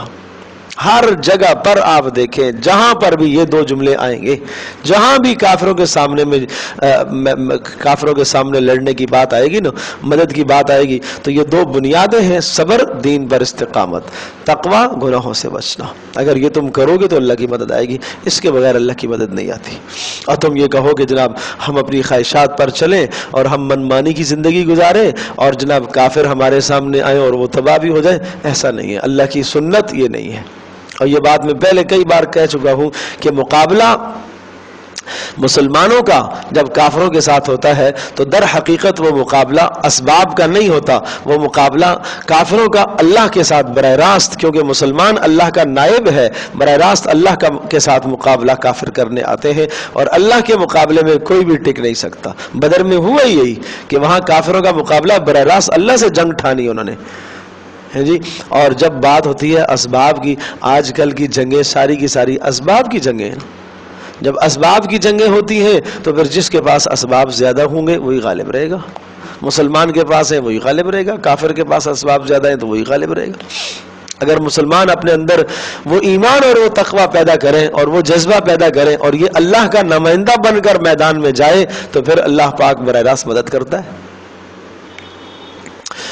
لا الہ الا اللہ۔ دیکھو بلا ان تصبروا وتتقوا، کیوں نہیں ان تصبروا وتتقوا، اگر آپ صبر کریں گے اور تقوی اختیار کریں گے، وَيَأْتُوكُم مِّن فَوْرِهِمْ هَٰذَا يُمْدِدْكُم رَّبُّكُم بِخَمْسَةِ آلَافٍ مِّنَ الْمَلَائِكَةِ مُصَوِّمِينَ وَيَأْتُوكُم، اور یہ آ جائیں گے، مِّن فَوْرِهِمْ، اگر یہ آئے، یہ کافر دوبارہ آئے، سنو اسی گھڑی میں اگر دوبارہ یہ کافر 5000 کا لشکر آیا تو سن لو، هَٰذَا يُمْدِدْكُم رَّبُّكُم، یہ تمہارا پروردگار مدد کرے گا، بِخَمْسَةِ آلَافٍ مِّنَ الْمَلَائِكَةِ، 5000 فرشتوں کے ذریعے سے جو آسمان سے اتریں گے، مسومین، اور وہ نشان زدہ زرہ پوش ہوں گے اور اسلحہ پہن کر اتریں گے، اور ہر کافر کے لیے متعین فرشتہ ہوگا، اس نے اس کو مارنا ہے، اس نے اس کو مارنا ہے۔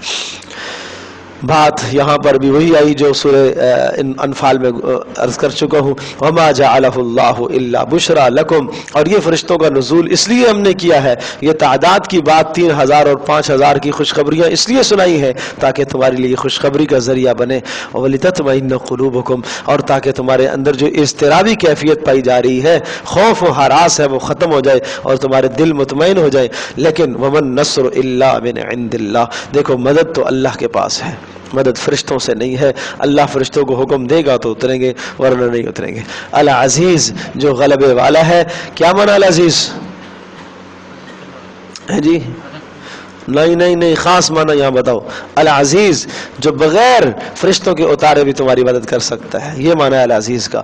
الحکیم، لیکن اس کی حکمت کا تقاضا ہے کہ وہ فرشتے اتار رہا ہے، ورنہ وہ نہ اتارے تو تب بھی مدد کر سکتا ہے۔ تو یہ سمجھنے کی ضرورت ہے، ہر جگہ عزیز الحکیم، عزیز کا معنی غالب اور حکیم مطلب حکمت والا، تو یہ قرآن میں کوئی تکرار نہیں ہے، ہر جگہ اس کا الگ معنی اور مفہوم ہوتا ہے، یہ سمجھنے کی ضرورت ہے۔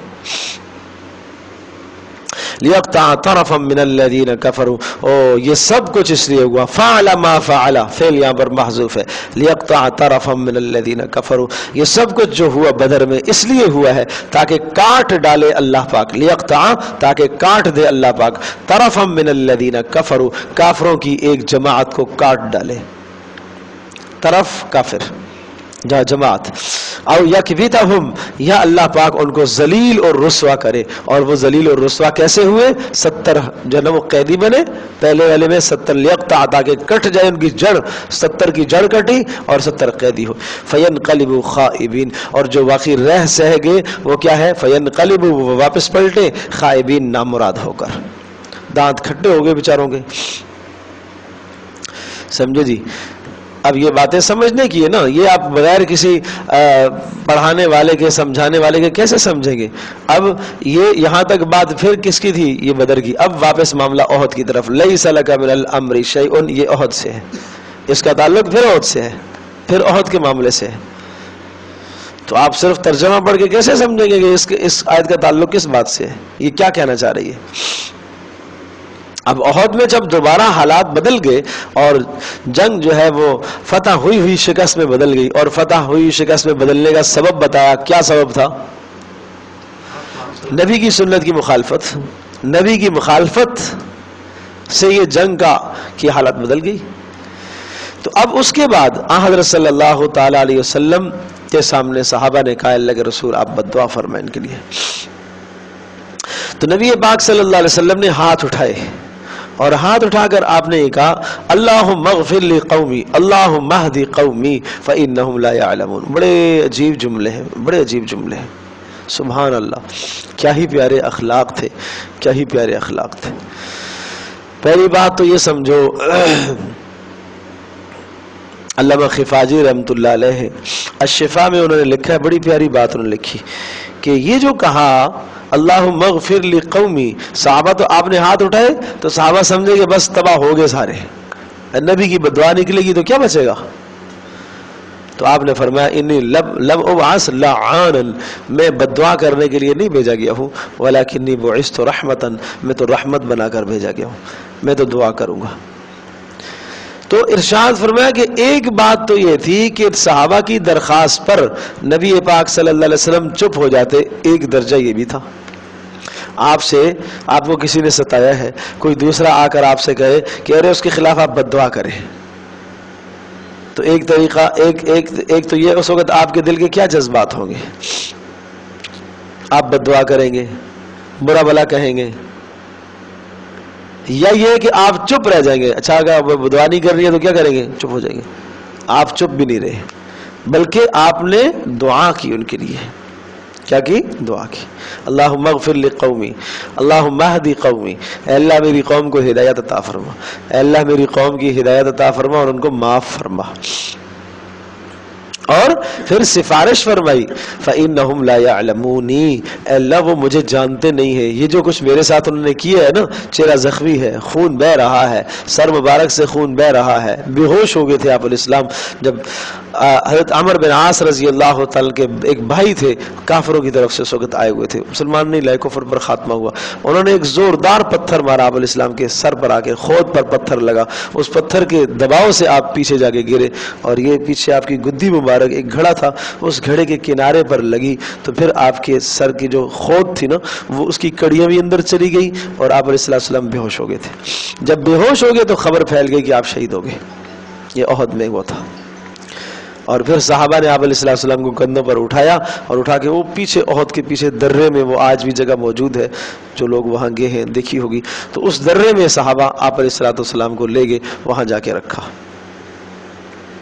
تو اس موقع پر یہ باتیں آئی ہیں، آپ علیہ السلام نے یہ دعا کی کہ اللہ یہ مجھے جانتے نہیں ہیں، میرے مقام کو سمجھتے نہیں ہیں، میرے مقام کو سمجھتے نہیں ہیں، تو یہ ان کی نادانی ہے، ان کی جہالت ہے، سمجھے جی؟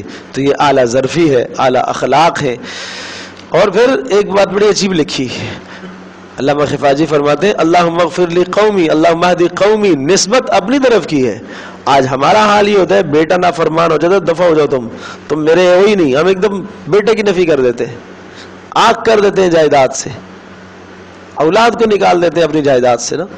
اللہ کے نبی جو قوم ہے، دشمن ہے، قتل کے در پہ ہیں، مارنے کے در پہ ہیں، نسبت ان کی پھر بھی اپنی طرف کر رہے ہیں، اللہم اغفر لی قومی، میری قوم میری قوم میری قوم، سمجھے جی؟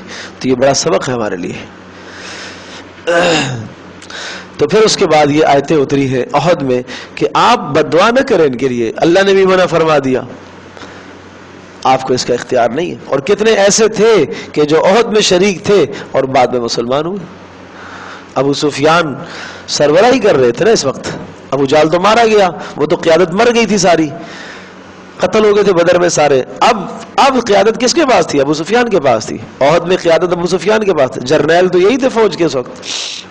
بعد میں اللہ نے ان کو اسلام کی توفیق دی، اور حکیم بن حزام ہے، اور بڑے جو ہے کئی سردار رہ گئے تھے، ان کو اللہ پاک نے اسلام کی توفیق دی۔ دیکھو لیس لک من الامر شیء، فرمایا لیس لک من الامر، نہیں ہے کوئی آپ کو اختیار ان کافروں کے معاملے میں، حتی یتوب علیہم، یہاں تک کہ اللہ پاک ان کی توبہ کو قبول کر لے، یعنی مسلمان ہو جائیں، او یعذبہم، یا اللہ پاک ان کو سخت سزا دے، فإنہم ظالمون، ٹھیک ہے انہوں نے ظلم تو کیا ہے، وللہ ما فی السماوات و ما فی الارض، اور جو کچھ آسمانوں میں اور جو زمینوں میں ہے سب کچھ اللہ ہی کے لیے ہے، یغفر لمن یشاء، اللہ جس کو چاہتا ہے گناہ معاف فرماتا ہے، ویعذب من یشاء، اور جسے چاہتا ہے سزا دیتا ہے، واللہ غفور الرحیم، اللہ بخشنے والا مہربان ہے۔ یا ایھا الذین آمنوا لا تأکلوا الربا اضعافا مضاعفہ، تمہاری طاقتیں کمزور ہوں گی جب تمہارے مال خراب ہو جائیں گے، جب تمہارے مال درست نہیں ہے، تمہارے پیٹوں میں حرام مال جائے گا تو یاد رکھنا تمہارا ایمان کمزور ہو جائے گا، ایمان کمزور ہوگا تو کافروں کے مقابلے میں تم جم نہیں سکو گے، تمہارے دلوں کے اندر سے اللہ پاک کافروں کا جو روب کافروں کے دلوں میں ہے وہ اللہ پاک روب نکال دے گا، اور تمہارے دلوں کے اندر کافروں کا ڈر اور خوف بیٹھ جائے گا، کب؟ جب تم حرام مال پر ہاتھ ڈالو گے۔ اس لیے آگے میں نے فرمایا لا تأکلوا الربا اضعافا مضاعفا، مال دگنے مت کر کے، ربا سود مت کھاؤ، لا تأکلوا الربا، مت کھایا کرو سود، اضعافا مضاعفا، چبڑا چڑھا کر سود کو مت کھایا کرو، واتقوا اللہ، اور اللہ سے ڈرتے رہا کرو، لعلکم تفلحون، تاکہ تم کامیاب ہو جاؤ، واتقوا النار التی، اس دوزخ سے ڈرو، التی اعدت للکافرین، جس کو اللہ نے تیار کر کے رکھا ہے کافروں کے لیے، یہ بچو، اس بات کو سمجھو، اور واطیعوا اللہ واطیعوا الرسول، یہ عہد میں تمہیں شکست کیوں ہوئی ہے؟ اس لیے کہ رسول کی مخالفت تم نے کی ہے، واطیعوا اللہ، کامیابی کا راستہ یہ ہے اللہ کی اطاعت، والرسول، اور رسول کی اطاعت، لعلکم ترحمون، تاکہ تمہارے پر رحم کیا جائے، وسارعوا الی مغفرہ، آؤ تمہیں جنت کا راستہ بتاتے ہیں، وسارعوا، دوڑ پڑو، دوڑ لگا دو، جلدی کرو، الی مغفرۃ، اپنے پروردگار کی بخشش کی طرف، وجنت، اور اس جنت کی طرف، ارضھا السماوات والارض، جس کا پھیلاؤ اور جس کی چوڑان اتنی زیادہ ہے کہ ساتوں آسمانوں اور زمینوں کو ملایا جائے تو اس جنت کی چوڑان اتنی بنے گی، تو لمبائی کا کیا کہنا، عام طور پر چوڑان تھوڑی ہوتی ہے، چیزوں کی لمبائی زیادہ ہوتی ہے، یہ ایک ادنا جنتی کو اتنی جنت ملے گی، پوری جنت کی نہیں، ایک ادنا، ساتوں آسمانوں کو پھیلا دو، ساتوں زمینوں کو پھیلا دو، اور جتنا رقبہ بنتا ہے اتنی جنت ایک شخص کو ملے گی۔ اللہ اللہ اللہ، کس کو ملے گی؟ اعدت للمتقین، یہ ان لوگوں کو ان کے لیے تیار کی گئی ہے جنت، للمتقین، جو گناہوں سے بچتے ہیں، شرک اور کفر سے اپنے آپ کو بچاتے ہیں۔ ان کی کیا صفات ہیں؟ نمبر 1، الذین ينفقون فی السراء والضراء، جو مال خرچ کرتے ہیں، ينفقون فی السراء، فی السراء، فراخی کی حالت میں، خوشی کی حالت میں، وسعت کی حالت میں، والضراء، تکلیفوں کی حالت میں، غربت کے وقت بھی مال خرچ کرتے ہیں، اور خوشی کے وقت جب مال کی فراوانی ہوتی ہے تب بھی لوٹاتے ہیں، ہر حال میں مال خرچ کرتے ہیں۔ نمبر 2، والکاظمین الغیظ، اور غصے کو تھام دینے والے، کاظمین دبانے والے، الغیظ غصے کو۔ نمبر 3، والعافین عن الناس، صرف دبانا ہی نہیں ہے بلکہ درگزر بھی کرنا ہے، معاف بھی کرنا ہے۔ واللہ یحب المحسنین، اور مزید احسان کرنے والے، اپنے دشمنوں کے ساتھ احسان بھی کرنے والے ہوں، غصے کو دبانے والے، درگزر کرنے والے، اور احسان کرنے والے۔ تو مسلمانوں کے لیے تو یہ نرم گوشہ رکھو بھائی، ہر وقت خرچ کرنے کی کوشش کیا کرو، خوشی کی حالت میں، غمی کی حالت میں، تنگ دستی کے عالم میں، وسعت کے عالم میں، ہر عالم میں خرچ کرو۔ والکاظمین الغیظ، اور مسلمان پر غصہ آئے تو غصے کو دبا دو۔ والعافین عن الناس، اور درگزر کر دو۔ واللہ یحب المحسنین، اور اللہ تبارک و تعالیٰ پسند کرتا ہے احسان کرنے والوں کو۔ والذین اذا فعلوا فاحشۃ، اور کس کے لیے جنت ہے؟ اس کا عطف بھی اسی پر ہے، ان لوگوں کے لیے اذا فعلوا، یہ نہیں یا اللہ یہ تو بہت بلند مقام ہے، یہ تو ہم نہیں پا سکتے۔ کیا؟ نمبر 1، ينفقون فی السراء والضراء، ہر حال میں خرچ کرنا تو بہت ممکن نہیں ہے۔ والکاظمین الغیظ، غصہ آتا ہے ہم نہیں پی سکتے، ہاتھ اٹھ جاتا ہے، زبان کھل جاتی ہے غصے میں۔ والعافین عن الناس، اور اندر اتنے انتقام کی آگ بھڑکتی ہے ہم تو معاف بھی نہیں کر سکتے۔ واللہ یحب المحسنین، تو کہتا ہے احسان کر دشمن پر، ہم سے تو نہیں ہو سکتا۔ اگر یہ اعلیٰ درجے کے نہیں بنتے ہو تو یہ تو بنو دوسرے درجے کے. کیا؟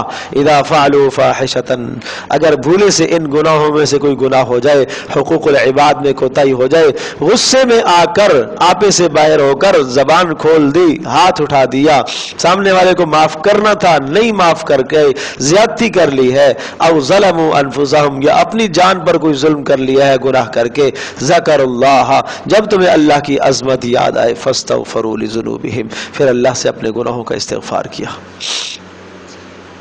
ایسوں کے لیے بھی جنت ہے. سمجھے جی؟ تو یہ نہیں ہے کہ چلو ہم تو یہ بڑی مشکل کام ہے تو بھائی وہ نہیں کر سکتے ہو، گناہ سے بچ کر جنت نہیں پا سکتے ہو تو گناہ کر کے استغفار کے ذریعے سے تو جنت حاصل کرو نا. تو پہلے والے راستے سے جنت نہیں حاصل کر سکتے تو دوسرے راستے پر تو آؤ. والذین اذا فعلوا، پھر اس آیت کو دیکھو، والذین اذا فعلوا فاحشہ، اور فرمایا وہ لوگ اذا فعلوا فاحشۃ، جب کوئی بے حیائی کا کام گناہ کا کر گزرتے ہیں، اور فاحشہ کا تعلق اوپر جتنی باتیں گزری ہیں، یعنی تمہیں ہر حال میں خرچ کرنا چاہیے تھا نہیں کر سکے ہو، والکاظمین الغیظ، غصے کو دبانا چاہیے تھا نہیں دبا سکے، والعافین عن الناس، درگزر کرنا چاہیے تھا نہیں کر سکے، احسان کرنا چاہیے تھا نہیں کر سکے، نفس کے جذبات سے، نفس کے تقاضوں سے مغلوب ہو گئے، شیطان سے مغلوب ہو گئے، اور کچھ تم نے زیادتی کر دی ہے حقوق العباد کے معاملے میں، او ظلموا انفسہم، یا اپنی جان پر ظلم کر لیا، ذکر اللہ، پھر اس کے بعد تمہیں اللہ پاک یاد آ جائے تو فاستغفروا لذنوبہم، اللہ پاک سے اپنے گناہوں کی انہوں نے بخشش طلب کر لی تو ان کو بھی اللہ جنت دے دے گا. ومن یغفر الذنوب الا اللہ، اور کون ہے جو اللہ کے سوا تمہارے گناہوں کو معاف کرے. لیکن یاد رکھیے گا تتمہ استغفار، استغفار تمہارا مکمل جب ہوگا، وَلَمْ يُصِرُّوا عَلَى مَا فَعَلُوا وَهُمْ يَعْلَمُونَ، وَلَمْ يُصِرُّوا، اصرار نہیں کرتے، عَلَى مَا فَعَلُوا، جو گناہ کر لیا نا اس گناہ پر اصرار نہیں کرتے، دوبارہ اس گناہ کی طرف نہیں پلٹتے، وَهُمْ يَعْلَمُونَ، اور وہ وَهُمْ يَعْلَمُونَ، اور وہ جانتے بھی ہیں کہ گناہ کتنا برا کام ہے، توبہ ضرور کر لینی چاہیے. اولئک، ایسوں کو کیا ملے گا؟ سبحان اللہ سبحان اللہ، کیا ملے گا ایسوں کو جو گناہ کر کے استغفار کر لیتے ہیں اور اس طرح اصرار نہیں کرتے. اولئک جزاؤہم، ایسوں کا ثمرہ، ایسوں کا ثمرہ، ایسوں کا بدلہ، ان کی جزا مغفرۃ من ربہم، ان کے پروردگار کی طرف سے بخشش کا فیصلہ، وجنات، اور وہ باغات، تجری من تحتها الانہار، جن کے نیچے سے نہریں بہ رہی ہوں گی، خالدین فیہا، نعمت ملنے کے بعد اگلا کھٹکا یہ ہوتا ہے کہ نعمت چھن نہ جائے، کہا نہیں خالدین فیہا، ہمیشہ ہمیشہ رہیں گے. ونعم اجر العاملین، اور کیا ہی خوب ہے کام کرنے والوں کا اجر، کیا ہی بہترین مزدوری ہے ان کام کرنے والوں کی. قد خلت من قبلکم سنن فسیروا فی الارض فانظروا کیف کان عاقبۃ المکذبین. اللہ اللہ، پھر بات وہی آئی ہے احد کی. بیچ میں تھوڑا سا کہا کہ دیکھو تمہاری ہمتیں پست کیسے ہوں گی، جب تم حرام مال میں ہاتھ ڈالو گے تمہاری ہمتیں پست ہوں گی، اس لیے سود نہ کھانا. اللہ تمہاری مدد کرے گا جب تمہارے پیٹوں کے اندر حلال مال جائے گا، اور درگزر کے جذبات تم رکھو، عفو اور معافی کے جذبات تم رکھو. پھر بات آئی ہے کہ یہ استحصال جو اللہ پاک نے کیا ہے، کافروں کی جڑ کو اکھیڑا ہے اللہ پاک نے. بدر میں تم نے مارے تھے، 70 کو مارا تھا، آج احد میں تمہارے 70 شہید ہو گئے. یہ تو تمہیں پتہ ہے نا، ان کے جو مارے گئے وہ سیدھے واصل جہنم ہوئے، اور تمہارے جو شہید ہوئے سیدھے جنت میں پہنچے. یہ تسلی دی ہے. بدر میں نا دل ٹوٹ گئے تھے صحابہ کے، بہت دل ٹوٹے، ہم حق پر ہیں، نبی ہے ہمارے ساتھ، پھر بھی شکست، پھر بھی کیوں ایسا ہوا. اب دیکھو کیسے اللہ نے تسلیاں دی، ایسے پیار سے، ایسے محبت سے اللہ تسلیاں دے رہا ہے.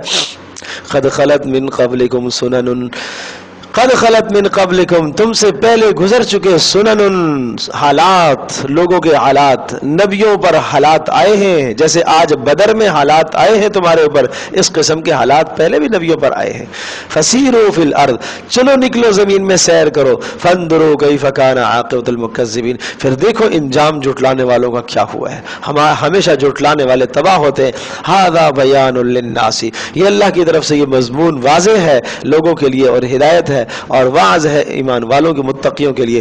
ولا تہنوا، ہمت مت ہارو، ہمت مت ہارو۔ جیسا کہ کوئی محسن اور کوئی مربی اور کوئی شفیق باپ اپنی اولاد کو نصیحتیں کر رہا ہوتا ہے، اس سے کہیں زیادہ محبت بھرے جذبات میں اللہ پاک نے احد کے موقع پر صحابہ کو تسلیاں دی۔ ولا تہنوا ولا تحزنوا، ولا تہنوا ہمت مت ہارو، ولا تحزنوا غم مت کھاؤ، تم زخمی ہو گئے، تمہارے 70 شہید ہو گئے، غم نہیں کرو، فانتم الاعلون، اللہ تمہیں ہی غالب رکھے گا، لیکن ان کنتم مؤمنین، اگر تم ایمان پر جمو گے تو۔ غلبے کی شرط ایمان ہے۔ اچھا ہمیں تو بڑے زخم لگے ہیں، 70 صحابہ ہمارے شہید ہو گئے، نبی بھی زخمی ہو گئے اور صحابہ چور چور ہو گئے۔ یمسسکم قرح، اگر تمہیں پہنچے ہیں زخم، قرح زخم لگے تو کوئی بات نہیں، فقد مس القوم قرح مثلو، اور قوم کو بھی تو اتنے زخم لگے، قوم سے مراد مکہ والے، بدر میں ان کو بھی تو زخم لگے، غم نہیں کرو۔ وَتِلْكَ الْأَيَّامُ نُدَاوِلُهَا بَيْنَ النَّاسِ، اور یہ ہمارا معمول ہے، تلک الایام، یہ ایام، یہ دن، یہ نداولها، ہم ان کو پھیرتے رہتے ہیں لوگوں کے درمیان میں۔ کیا مطلب؟ کبھی ان کو غالب کریں گے، کبھی تمہیں غالب کریں گے، کبھی ان کو غالب کریں گے تو کبھی تمہیں غالب کریں گے۔ اور یہ سارا کیوں ہوتا ہے؟ وَلِيَعْلَمَ اللَّهُ الَّذِينَ آمَنُوا، تاکہ اللہ پاک ظاہر کر دے وہ لوگ جو ایمان رکھتے ہیں، کون ایمان والے ہیں اللہ ظاہر کرے۔ نہیں سمجھے؟ منافق تو پیچھے بھاگ گئے تھے نا، تو اللہ پاک ایمان والوں کو واضح کرنا چاہتا ہے۔ نمبر 2، وَيَتَّخِذَ مِنْكُمْ شُهَدَاءَ، اللہ پاک تم میں سے شہداء کا انتخاب کرنا چاہتا ہے کہ تاکہ تم کٹو مرو اور تمہیں شہادت کی عظمت کا پتہ چلے۔ وَاللَّهُ لَا يُحِبُّ الظَّالِمِينَ، اور اللہ تبارک تعالیٰ بے شک ظالموں کو پسند نہیں کرتا۔ آپ یہ مت کہیے گا کہ آج تم مغلوب ہو گئے ہو اور تمہیں 70 آدمی تمہارے شہید ہو گئے اور تمہارے نبی بھی زخمی ہو گئے، تو اللہ ان ظالموں کافروں سے راضی ہے، ان کو غالب کر دیا، تو ان کے غلبے کی رضامندی کی کوئی دلیل تھوڑی ہے۔ یہ مطلب ہے واللہ لا يحب الظالمین، اللہ پاک ظالموں کو، کون سے ظالموں کو؟ مکہ والوں کو، مشرکوں کو پسند نہیں کرتا۔ وَلِيُمَحِّصَ اللَّهُ الَّذِينَ آمَنُوا وَيَمْحَقَ الْكَافِرِينَ، اور بہادری کی گئی ہے، بہادری دلائی گئی ہے۔ وَلِيُمَحِّصَ، تمحیص کہتے ہیں پاک کرنا، پاک کرنا۔ وَلِيُمَحِّصَ اللَّهُ الَّذِينَ آمَنُوا، اللہ مصائب میں، پریشانیوں میں، جب اللہ کی طرف سے سخت حالات آتے ہیں تو انسان کے دل کا تزکیہ ہوا کرتا ہے، آدمی اللہ کی طرف رجوع کرتا ہے، تاکہ تم جنگ احد میں غلبے مغلوب ہونے کے بعد تم اللہ کی طرف رجوع کرو اور تمہیں اندازہ ہو کہ نبی کی مخالفت کرنا کتنا بڑا جرم ہوتا ہے۔ بات سمجھے سمجھے؟ وَلِيُمَحِّصَ اللَّهُ الَّذِينَ آمَنُوا، اور یہ تمہیں مغلوبیت اس لیے ملی ہے احد کے اندر، لِيُمَحِّصَ اللَّهُ، تاکہ اللہ پاک صاف کرے ان لوگوں کو جو ایمان لائے، وَيَمْحَقَ الْكَافِرِينَ، اور اللہ تبارک تعالیٰ کافروں کو تباہ اور برباد کرنا چاہتا ہے۔ ام حسبتم، باقی یاد رکھنا بھائی، یاد رکھنا، اب حسبتم، تم کیوں یہ گمان کر بیٹھے ہو، ان تدخلوا الجنت، کہ بس جنت کے ٹھیکیدار ہم ہی ہیں، کوئی محنت اور مشقت کی نہیں ہے، بس جی جنت اتنا سستا کام ہے۔ ہاں، وَلَمَّا يَعْلَمِ اللَّهُ الَّذِينَ جَاهَدُوا مِنْكُمْ، ابھی تک وَلَمَّا يَعْلَمِ اللَّهُ، لما آیا ہے وَلَمَّا يَعْلَمِ اللَّهُ الَّذِينَ، ابھی تک اللہ پاک نے تو تمہیں ظاہر ہی نہیں کیا۔ علم کا ترجمہ میں ظاہر سے کر رہا ہوں، جاننے سے نہیں کر رہا، اس لیے کہ اللہ پاک تو جانتا ہی ہے۔ وَلَمَّا يَعْلَمِ اللَّهُ الَّذِينَ جَاهَدُوا مِنْكُمْ، اللہ پاک ابھی تک اللہ نے ظاہر نہیں کیا وہ لوگ، ان لوگوں کو، جَاهَدُوا مِنْكُمْ، جو تمہارے میں سے جہاد کرنے والے ہیں، یعنی مخلصوں اور منافقوں کی اللہ پاک نے ابھی تمیز کی ہی نہیں ہے۔ اور یہ کب پتہ چلتا ہے بھائی؟ سارے ایک جگہ پر رہ رہے ہوتے ہیں، جب مصیبت آتی ہے نا پھر پتہ چلتا ہے کہ نبی کے ساتھ کون کھڑا ہے۔ وہ جو کھڑا ہوتا ہے نا وہ ہوتا ہے مخلص، اور جو دور سے تماشا دیکھ رہا ہوتا ہے، دور سے رائے دے رہا ہوتا ہے نا، یوں کرنا چاہیے، یوں کرنا چاہیے، یوں کرنا چاہیے، بابا تم اپنی رائے اپنے پاس رکھو۔ جو میدان میں ہوتا ہے نا اس کی رائے قابل قدر ہوتی ہے، اس کی رائے جو ہے قابل عمل ہوا کرتی ہے۔ اللہ اکبر۔ وہ کئی آیات میں آتی نا، منافق ہم ہوتے نا تو ہم تو یوں کرتے، تو یوں کرتے، تو یوں کرتے، تو یوں کرتے، تو ایسا کرتے، تو بس پاگلوں کی طرح لگے رہتے تھے۔ اچھا ہم نہیں تھے نا، ہماری بات سنی نہیں گئی ہے۔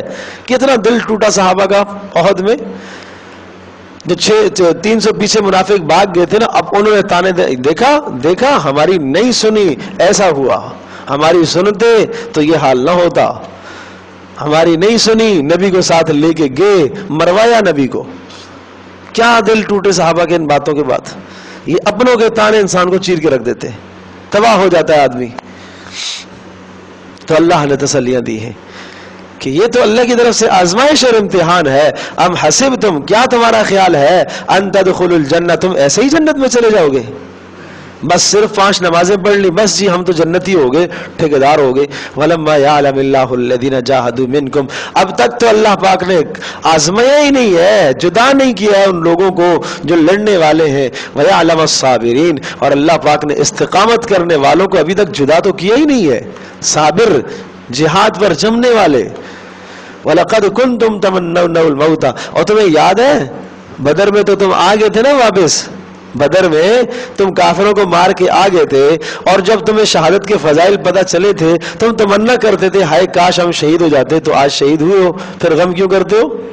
وَلَقَدْ كُنْتُمْ، اور تحقیق یقیناً تم تمنون الموت، تم تمنا کر چکے تھے نا موت کی بدر والے دن.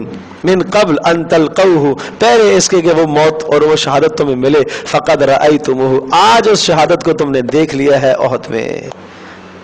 تو یہ تمہاری تمناؤں پر فیصلہ ہوا ہے. وَأَنْتُمْ تَنْظُرُونَ، وَأَنْتُمْ تَنْظُرُونَ، اور تم سامنے نظر سے دیکھ رہے تھے. وَمَا مُحَمَّدٌ إِلَّا رَسُولٌ قَدْ خَلَتْ مِنْ قَبْلِهِ الرُّسُلُ، کیا نبی اگر زخمی ہو جاتا ہے، کیا نبی اگر شہید ہو جاتا ہے تو تم دین چھوڑ دو گے؟ ہاں، اب جب یہ احد کی بات ہے، نبی علیہ الصلوۃ والسلام جب زخمی ہو گئے نا تو اور بے ہوش ہو گئے تو دل ٹوٹے نا صحابہ کے. تو کہا وما محمد الا رسول، کہا کہ محمد ایک رسول ہے، ایک انسان ہے. قد خلت من قبلہ الرسل، ان سے پہلے بھی تو رسول گزر چکے. افئن مات، اگر یہ مر جاتے ہیں اپنی طبی موت، او قتلا، یا شہید ہو جاتے ہیں، قتل کر دیے جاتے ہیں. انقلبتم علی اعقابکم، کیا تم پھر جاؤ گے اپنی ایڑیوں پر، یعنی تم اپنے دین سے پھر جاؤ گے؟ تو کیا تم محمد کی عبادت کر رہے ہو؟ اور یہ وہ آیت تھی جب رسول پاک صلی اللہ علیہ وسلم کا انتقال ہوا تھا. سیدنا ابوبکر صدیق رضی اللہ تعالی عنہ کھڑے ہو گئے اور یہ خطبہ ارشاد فرمایا. حضرت عمر تلوار لے کے کھڑے، کوئی یہ کہے گا محمد صلی اللہ علیہ وسلم انتقال کر دے گردن اڑا دوں گا. نہیں، انتقال کر کے نہیں مرے، نبی کہاں مرے گا، تمہارے ساتھ ہیں. وہ تو وہ اللہ سے ملنے کے لیے گئے ہوئے ہیں، جسم ان کا موجود ہے، روح نکل گئی ہے، واپس آ جائیں گے. یہ خیال تھا. ابوبکر صدیق رضی اللہ تعالی عنہ آئے. صحابہ کہتے اس دن ہمیں پتہ چلا یہ تو شخص اعلم الناس ہے، صحابہ میں سب سے زیادہ جاننے والا ہے. ابوبکر صدیق چپ چپ چپ چپ رہتے تھے، بولتے ہی نہیں تھے نبی اسلام کے زمانے میں. اللہ کیوں نہیں بولتے تھے؟ فنا فی الرسول تھے، فنا فی الرسول، قربان جاؤں ان پر. فنا فی الرسول تھے، نبی کی بات اشارہ آ جائے اس پر فنا، بس کوئی اپنی رائے نہیں. جو نبی کی رائے وہ رائے ان کی، جو نبی کی منشا وہ منشا صدیق اکبر کی. سمجھے جی؟ نہیں بولتے تھے. آج بول رہے ہیں، آج بولے، ایسے بولے. خطبہ دیا، ایھا الناس، اے لوگو، من کان یعبد محمدا فإن محمدا قد مات، جو محمد صلی اللہ علیہ وسلم کی عبادت کرتا تھا وہ تو مر گئے، وہ تو مر گئے. ومن کان یعبد اللہ فإنہ حی لا یموت، اور فرمایا جو اللہ کی عبادت کرتا تھا اللہ زندہ ہے، اس پر موت نہیں طاری ہوتی. پھر یہ آیت پڑھی وما محمد الا رسول. حضرت عمر رضی اللہ تعالیٰ عنہ سر پکڑ کے بیٹھے، اچھا یہ آیت قرآن میں ہے. ایسا غم تھا نا، غم کی وجہ سے آیت ہی ذہول ہو گئی تھی، پتہ ہی نہیں چل رہا تھا کہ کوئی آیت ایسی بھی ہے. عمر کہتے ہیں آج پتہ چلا کہ یہ آیت بھی قرآن میں ہے. ایسے غم سے نڈھال ہوتے تھے. اس غم کے موقع پر ابوبکر صدیق نے پوری امت کو سنبھالا ہے، اس لیے خلیفہ بلا فصل کہلاتے ہیں. پوری امت کو سنبھالا ہے. ابو ہریرہ کہا کرتے تھے اگر ابوبکر صدیق نہ ہوتے نا تو دین کی یہ فضا نہ ہوتی جو آج ہم دیکھ رہے ہیں، دین مٹ چکا ہوتا. سمجھے جی؟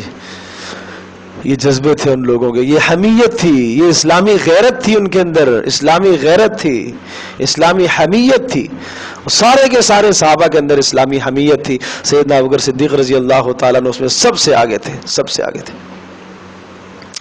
اللہ تو کیا کہا وَمَن يَنْقَلِبْ عَلَىٰ عَقِبَيْهِ، اگر نبی شہید ہو جاتا ہے احد میں، اور زخمی ہو گئے اور بے ہوش ہو گئے، ومن ينقلب على عاقبیہ، اور فرمایا کہ جو شخص پھر جاتا ہے اپنے دین سے تو سنو فلن يضر اللہ شیئا، کوئی اللہ کا نقصان نہیں ہے، وسيجزي اللہ الشاکرین، شکر کرنے والوں کو اللہ پاک اجر دے گا۔ اس حالت میں بھی تمہیں شکر کرنا ہے، پستی کی حالت میں بھی شکر کرنا ہے، جنگ ہوئی ہے، مغلوبیت ہو گئی ہے، تب بھی تمہیں شکر کرنا ہے، تمہارا ایمان تو محفوظ ہے، جانے گئی تو کیا ہوا؟ وما كان لنفس ان تموت الا باذن الله کتابا مؤجلا، وما كان لنفس، اور نہیں ہے کوئی جان، ان تموت مگر اس پر موت آئے، الا باذن الله مگر اللہ پاک کے حکم سے آئے گی، کتابا مؤجلا وقت مقررہ پر، ومن يريد ثواب الدنيا نؤته منها، دیکھو تم دنیا میں کیا مانگتے ہو اللہ سے، ومن يريد، اور جو چاہتا ہے ثواب الدنیا، دنیا کا ثواب چاہتا ہے، نؤته منها ہم اس کو دیتے رہیں گے دنیا کا ثواب، ہم اس کو دنیا دیتے رہیں گے جو دنیا چاہتا ہے، ومن يريد ثواب الآخرۃ نؤتیہ منہا، اور جو آخرت کا ثواب چاہتا ہے ہم دیں گے، وسنجزی الشاکرین، اور شکر کرنے والوں کو تو پھر ہم اور دیں گے۔ وَكَأَيٍّ مِّن نَبِيٍّ قَاتَلَ مَعَهُ رِبِّيُّونَ كَثِيرٌ، اور تم ڈرتے ہو، لڑنے سے ڈرتے ہو، عہد میں تم بزدل کیوں بنتے ہو؟ وَكَأَيٍّ مِّن نَبِيٍّ قَاتَلَ، اور کتنے نبی ایسے گزرے ہیں، قَاتَلَ مَعَهُ ان کے ساتھ مل کر لڑے ہیں، رِبِّيُّونَ بہت سارے اللہ والے، فَمَا وَهَنُوا لِمَا أَصَابَهُمْ، فَمَا وَهَنُوا، اللہ اللہ اللہ، فما وہنوا وہ نہیں ہمت ہارے، لما اصابہم فی سبیل اللہ جو کچھ تکلیفیں ان کو پہنچی ہیں اللہ کے راستے میں، وما ضعفوا وما استقاموا، وما ضعفوا اور نہ وہ کمزور ہوئے دلی اعتبار سے، وما استقاموا اور نہ انہوں نے عاجزی دشمن کے سامنے دکھائی، کبھی دشمن کے سامنے انہوں نے پیٹھیں نہیں پھیری ہے۔ واللہ یحب الصابرین، اللہ پاک بڑا پسند کرتا ہے صبر کرنے والوں کو۔ صبر کرنے والوں سے مراد مستقل مزاج لوگ ہیں۔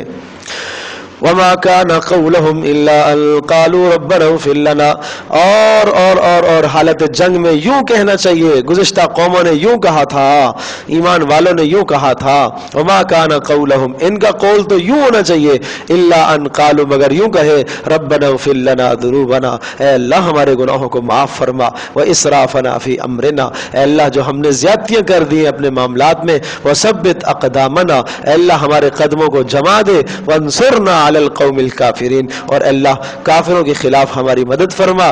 فآتاہم اللہ، اللہ نے دیا ہے ان کو پھر ثواب الدنیا، دنیا کا بدلہ یعنی نصرت اور مدد اللہ نے دی ہے، فتح دی ہے، وحسن ثواب الآخرہ، اور آخرت کا ثواب تو کیا ہی عمدہ ہے، واللہ یحب المحسنین، اللہ پاک پھر مخلصوں کو پسند کیا کرتا ہے، نیکی کرنے والوں کو پسند کیا کرتا ہے۔